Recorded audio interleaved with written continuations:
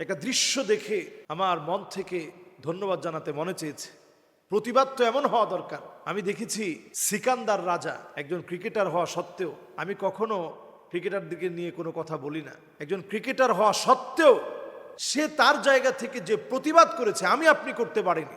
সিকান্দার রাজা Coca Cola branding হিসেবে, তারা যেহেতু স্পন্সর করেছে তাদের ব্র্যান্ডিং হিসাবে 2টা কোকাকোলার বোতল থাকে। সে বক্তব্য দিতে গিয়ে চিন্তা করেন, সে বক্তব্য দিতে গিয়ে একজন মুসলমানের রক্ত যেন তার চোখ দিয়ে দেখতেছে, ফিলিস্তিনের মানুষের কান্না যেন তার চোখে পড়ছে। এই 35,000-এর উপরে মানুষ শহীদ হয়ে গিয়েছে, তাদের দৃশ্যগুলো যেন তার চোখে ভাসতেছে। প্রতিবাদের কণ্ঠস্বর অনেক সময় বক্তব্য দিয়ে বোঝানো যায় না, ছোট্ট একটা কাজের মধ্য দিয়ে। সিকান্দার রাজা তার 2 দিক থেকে 2টা বোতল নিয়েছে, একটাকে ক্যামেরার লেন্স থেকে সরিয়ে দিয়েছে, আরেকটাকে হাত দিয়ে ধরে তিনি নিচে নামিয়ে দিয়েছে। বাস, যেই প্রতিবাদ সে করেছে আমি অন্তত গর্ব করে বুক ফুলিয়ে বলতে পারি তার এই কাজটি সত্যি প্রতিবাদ আমরা করতে পারিনি।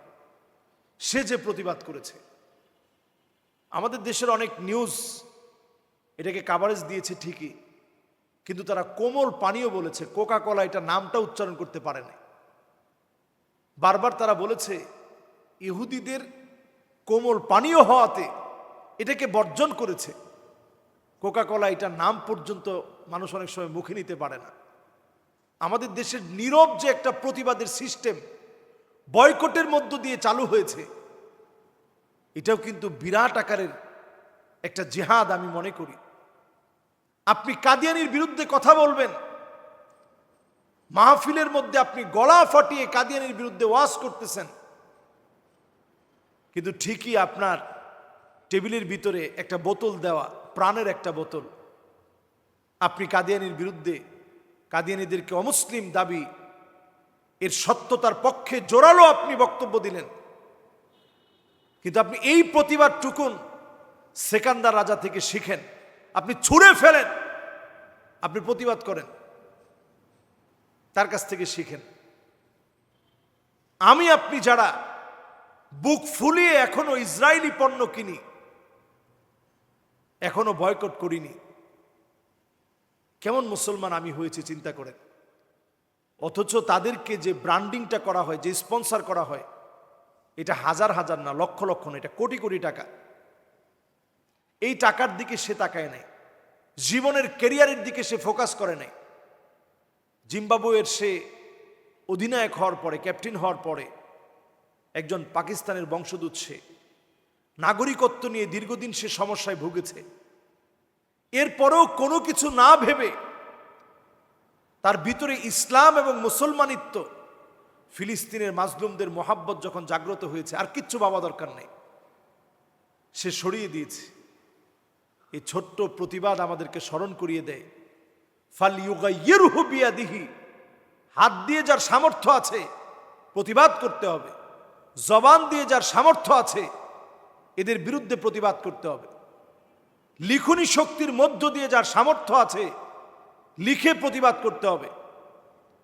যদি কোনোটাই না পারেন, অন্তর দিয়ে ঘৃণা করেন। এটা হচ্ছে আদআফুল ঈমান। ইমানের সবচেয়ে দুর্বল ইমানের অধিকারী যারা, তারা অন্তর দিয়ে ঘৃণা করবে। অন্তর দিয়ে ঘৃণা করার অর্থ হচ্ছে আপনি কিনতে গিয়েছেন, ঘৃণা করে বয়কট করেন, প্রত্যাখ্যান করেন, তাদের পণ্যটা আপনি কিনবেন না। কিন্তু সেখানে গিয়ে যখন আপনি বুক ফুলিয়ে কিনেন, সেখানে গিয়ে যখন আপনি বুক ফুলিয়ে কিনবেন, তাদের প্রোডাক্ট খুঁজে খুঁজে আপনি কিনবেন, আপনি সত্যিই মুসলমানিত্বের পরিচয় দিতে পারেন নাই। এখন দেখবেন আমাদের ইয়ংরা এতটা অ্যাক্টিভ হয়েছে, তারা বয়কট লিখে লিখে কোন প্রোডাক্টের বিপরীতে আমাদের কোন প্রোডাক্ট রয়েছে এগুলো খুব সুন্দরভাবে তারা সন্নিবেশিত করে দিচ্ছে। আমাদের প্রোডাক্টগুলো চিনুন, দেশীয় পণ্য কিনে অন্তত আমরা নিজেকে নিজে ধন্য করি। তাদের প্রোডাক্টগুলো মুসলমানের স্বার্থে আমরা বয়কট করি। এই আওয়াজ এখন সর্বত্র ছড়িয়ে যাক। সুন্দর একটা দৃশ্যপটে যে প্রতিবাদ তিনি করেছেন, কিছু বলতে হয়নি, শুধু সরিয়ে রেখে দিস। এই প্রতিবাদ সর্বত্র ছড়িয়ে পড়ুক। এবং আবারও আমরা অন্তরের অন্তঃস্থল থেকে আমরা ধন্যবাদ জানাচ্ছি ওই সমস্ত ভাইদেরকে যারা আমেরিকায় থেকে খ্রিস্টান হয়ে ইসরায়েলের বিরুদ্ধে প্রতিবাদ করছে। সারা ওয়ার্ল্ডে কিন্তু এখন প্রতিবাদের মিছিল চলছে, একটা গণজোয়ার চলছে। এটা কিন্তু বলে দিচ্ছে এটা আল্লাহ সাহায্য ছাড়া কি করে সম্ভব। যারা আমার মুসলিম ভাই না, তারা আজকে মুসলমানের পক্ষে কথা বলছে। এমনকি ইহুদিদের মধ্য থেকে কিছু ইহুদি তারাও পর্যন্ত এই ফিলিস্তিনের হত্যাযজ্ঞের বিরুদ্ধে দাঁড়িয়েছে। আজকের এই অবস্থান, হামাসের এই সমর্থন বলছে সারা ওয়ার্ল্ডের মোড়ল যারা, তারা বলছে সামনে কি নেতানিয়াহু কুলিয়ে উঠতে পারবে? আগামীর হামাসের হামলা হবে যুগান্তকারী হামলা, পাল্টে দিবে তাদের অবস্থান, গুড়িয়ে দিবে ইসরায়েলের শক্তি।